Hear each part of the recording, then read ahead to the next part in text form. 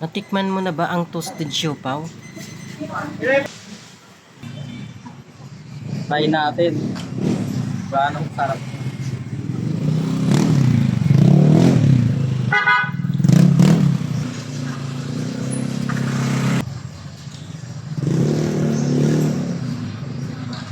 Oh, wow. Naghahanap na kayo ng siopaw na masarap? Taga namang hindi tinipid sa sarap at lasa. Sa halagang 50 pesos matitikman nyo na ang toasted siopaw. Dumating kami at wala pang pila, kami na ang nauna dito. Naghahanda pa lang si kuya para lutuin ito. Makikita natin kung paano ginagawa. Dito lang matatagpuan sa Quintin Paredes Street, Binondo, Manila. Pasado alas 9 na sila nagsisimula. At humahaba na nga rin ang pila dito. Swerte nga namin at nasa unahan kami. Medyo mainit na nga kaya nga linagay na ni kuya ang trapal. Bilhan nyo na rin ng soft drink si tatay, sa gilid lang siya nagtitinda. At kung mapansin mo may kapansanan siya, yung dalawa niyang kamay ay maliit. Pero hindi iyon dahilan para sa paghahanap buhay. Kung makikita natin si tatay, napakasipag niya at masayahing tao. At dahil naghihintay kami ng 15 minutes bago ito maluto, pinanood na rin namin kung paano ito pinoproseso ang pagluto. At yan nga yung Chinese na matyagang nagluluto. Inalagan niya ang mga ingredients ng dahan-dahan at ito na, tapos na ang paghihintay namin, luto na siya. Hinahain na nga nila ito at nilalagay nila sa tray. Dito malalanghap mo ang amoy. Toasted ang kanyang ilalim at ang ibabaw ay ang lambot. Masusi nga nila itong tinatanggal.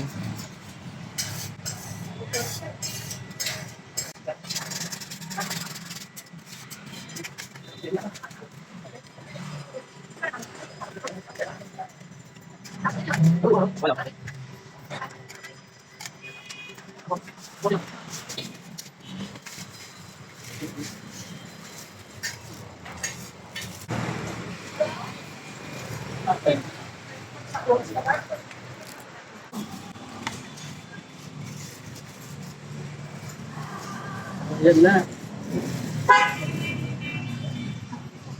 Try natin.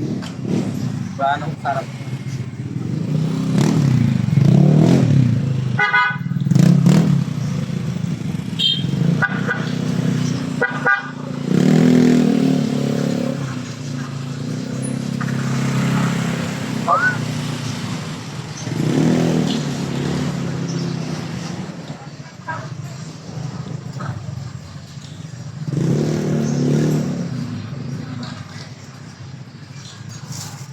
Kuya.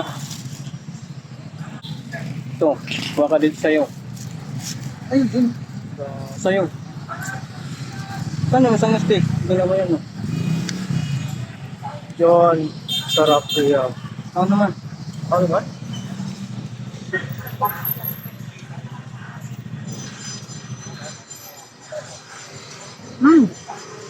Sarap? Ha?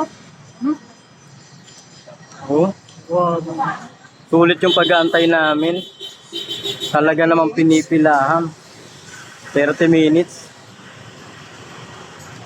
Sarap, no? Ayun yung pila, oh. Simple lang yung matatagpuan sa may simbahan ng Church.